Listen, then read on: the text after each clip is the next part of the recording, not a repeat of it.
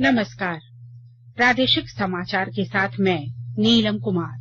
पहले मुख्य समाचार। प्रधानमंत्री नरेंद्र मोदी कल झारखंड समेत कई राज्यों के मुख्यमंत्रियों के साथ वीडियो कॉन्फ्रेंसिंग के जरिए करेंगे संवाद। कोरोना की स्थिति की होगी समीक्षा। राज्य में कोरोना के सक्रिय मामलों में लगातार कमी, रिकवरी रेट बढ़कर 97% तक पहुंचा। झारखंड विधानसभा के न्यायाधिकरण में दल बदल मामले पर हुई सुनवाई। बाबूलाल मरांडी ने पक्ष रखने के लिए मांगा समय। 17 दिसंबर को होगी अगली सुनवाई। और गिरिडीह जिले में बालू के अवैध उत्खनन के खिलाफ प्रशासन ने की बड़ी कार्रवाई। 9 ट्रैक्टर जब्त, 5 गिरफ्तार। अब समाचार विस्तार से। कोविड-19 महामारी के खिलाफ देश एकजुट होकर लड़ रहा है। आप भी हमारे साथ सुरक्षा और बचाव के 3 आसान एहतियाती उपायों का संकल्प लें। मास्क पहनें, 2 गज की दूरी है जरूरी, सुरक्षित दूरी बनाए रखें, हाथ और मुंह साफ रखें। प्रधानमंत्री नरेंद्र मोदी कल झारखंड समेत कई राज्यों के मुख्यमंत्रियों के साथ संवाद स्थापित करेंगे। वीडियो कॉन्फ्रेंसिंग के जरिए होने वाली इस बैठक में कोरोना की स्थिति की समीक्षा की जाएगी। इसके साथ ही कोरोना वैक्सीन के वितरण की रणनीति पर चर्चा हो सकती है। झारखंड के मुख्यमंत्री हेमंत सोरेन के साथ प्रधानमंत्री का संवाद दोपहर 12 बजे प्रस्तावित है। राज्य में कोरोना से स्वस्थ होने की दर बढ़कर 96.98% हो गई है। स्वास्थ्य विभाग के अनुसार अब तक 1,04,229 मरीज ठीक हो गए हैं। वहीं कल 137 नए कोरोना पॉजिटिव मरीज मिले हैं, जबकि कोरोना से 272 मरीज ठीक हुए हैं। वहीं 5 मरीजों की मौत हुई है। कुल संक्रमितों की संख्या बढ़कर 1,07,469 हो गई है। वहीं 2,289 सक्रिय केस हैं। इसके अलावा अब तक 49 लाख से अधिक कोविड नमूनों की जांच हुई है। उच्चतम न्यायालय ने दिल्ली, महाराष्ट्र, गुजरात और असम की सरकारों से पूछा है कि वे अपने अपने राज्यों में कोविड-19 की वर्तमान स्थिति और आने वाले महीनों में बढ़ते संक्रमण से निपटने के लिए क्या तैयारी कर रही है। न्यायमूर्ति अशोक भूषण की अध्यक्षता वाली पीठ ने इन राज्यों में कोविड-19 की बिगड़ती स्थिति के लिए राज्य सरकारों को फटकार लगाते हुए उनके द्वारा इस मामले में उठाए गए कदमों तथा भविष्य में किए जाने वाले उपायों की विस्तार से रिपोर्ट न्यायालय में पेश करने को भी कहा है। प्रधानमंत्री नरेंद्र मोदी ने विश्वास व्यक्त किया है कि 18वीं लोकसभा देश को अगले दशक में ले जाने में महत्वपूर्ण भूमिका निभाएगी। आज वीडियो कॉन्फ्रेंस के जरिए नई दिल्ली में सांसदों के लिए नवनिर्मित बहुमंजिला फ्लैट का उद्घाटन करते हुए प्रधानमंत्री ने कहा कि नई लोकसभा सत्र के दौरान ऐतिहासिक निर्णय लिए गए हैं। उन्होंने कहा कि 16वीं लोकसभा ने पहले के मुकाबले अधिक काम किया है।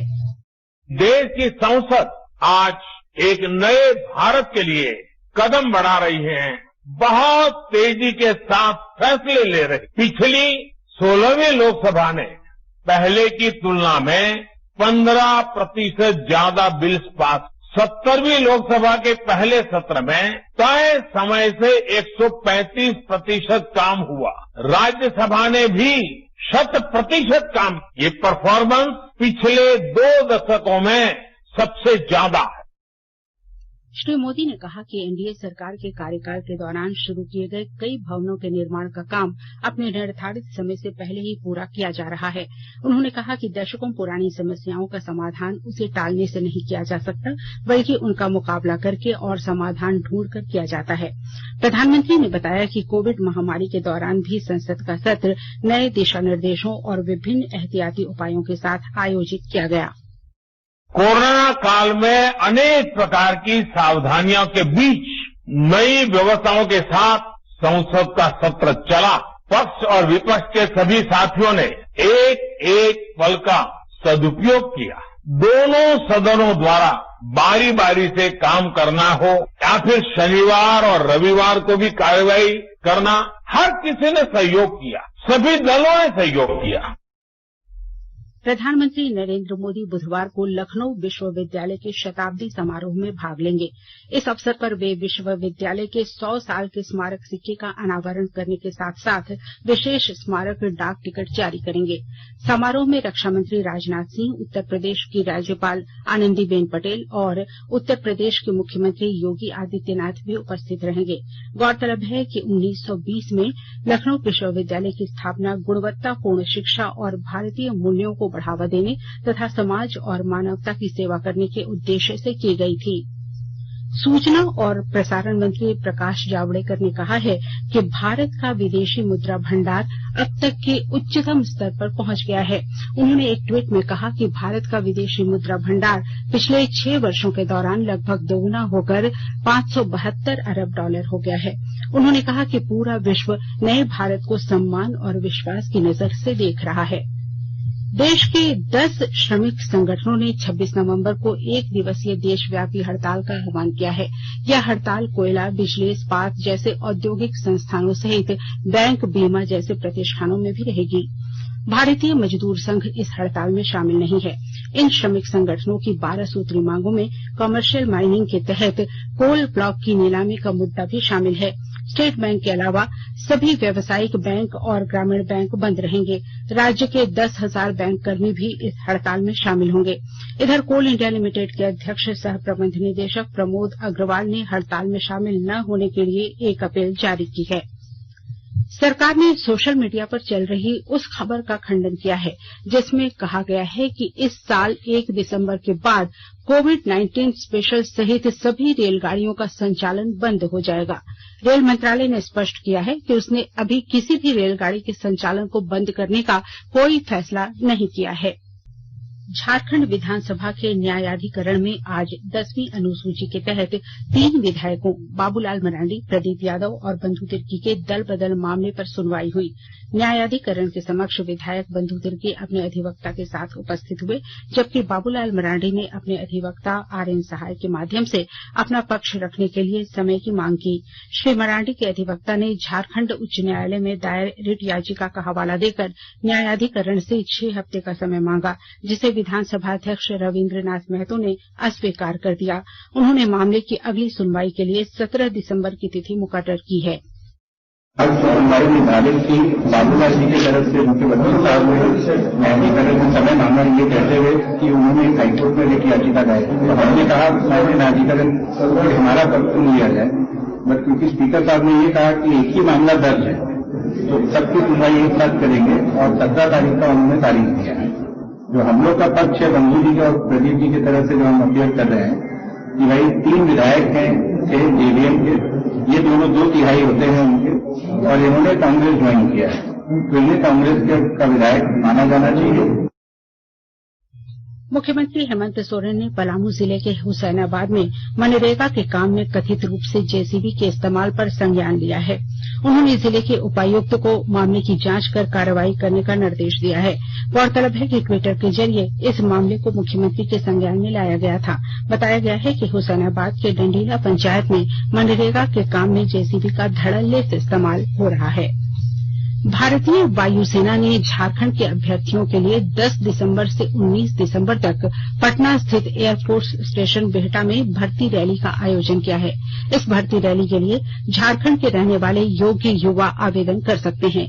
इच्छुक आवेदक 27 और 28 नवंबर को www.airmanselectioncdet.in पर आवेदन कर सकते हैं।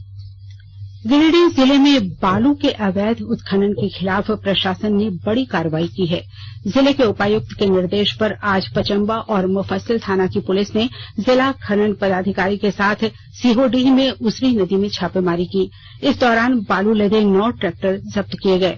छापेमारी का नेतृत्व कर रहे प्रशिक्षु आईएएस अधिकारी सैयद रियाज अहमद ने बताया कि इस सिलसिले में 5 लोगों को गिरफ्तार भी किया गया है। उन्होंने बताया कि खनन विभाग ने नदी पर बने पुल के पास प्रतिबंधित इलाका घोषित कर रखा है, बावजूद इसके उत्खनन किया जा रहा था। बंगाल की खाड़ी के निचले हिस्से में बन रहे लो प्रेशर के कारण रांची समेत राज्य के कई हिस्सों में तापमान में गिरावट दर्ज की गई है। रांची का न्यूनतम तापमान 11.5 डिग्री सेल्सियस तक पहुंच गया है। मौसम वैज्ञानिक अभिषेक आनंद ने बताया कि बंगाल की खाड़ी के निचले हिस्से में निम्न दबाव बना हुआ है। इसके कारण यह बदलाव आया है और यह अगले 3 दिनों तक जारी रहेगा। मौसम विभाग के मुताबिक गुरुवार और शुक्रवार को बादल छाए रह सकते हैं। संयुक्त बिहार में मंत्री रहे ओपी लाल का पार्थिव शरीर आज पंचतत्व में विलीन हो गया। आज उनकी अंतिम यात्रा में बड़ी संख्या में लोग शामिल हुए। ओपी लाल का निधन कल हो गया था। वे पिछले कुछ दिनों से रांची स्थित राजेंद्र आयुर्विज्ञान संस्थान में इलाजरत थे। और अब संक्षिप्त खबरें। पाकुड़ जिले के वाहनों पर एलईडी लाइट लगाने के खिलाफ कार्रवाई तेज कर दी गई है। आज यातायात प्रभारी प्रीतम महतो के नेतृत्व में जिला मुख्यालय में दर्जनों वाहनों से एलईडी लाइट हटाई गई। हजारीबाग जिले के सदर प्रखंड के डेमोटांड़ स्थित बिरहोर टोला में सांसद जयंत सिन्हा ने आज आदिम जनजाति परिवारों के बीच सूखा राशन का वितरण किया। उन्होंने कहा कि प्रधानमंत्री नरेंद्र मोदी को हर गरीब की चिंता है। रामगढ़ जिले के विभिन्न पंचायतों में आज टीकाकरण अभियान चलाया गया। अभियान के तहत 0 से 2 वर्ष तक के बच्चों का टीकाकरण किया गया।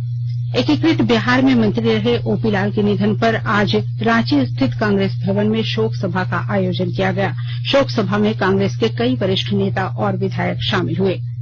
Private school and children welfare association के प्रदेश अध्यक्ष आलोक कुमार दुबे ने मुख्यमंत्री हेमंत सोरेन को पत्र लिखकर आगामी फरवरी महीने में 10वीं और 12वीं बोर्ड की होने वाली परीक्षा को लेकर आवश्यक छूट देने की अपील की है।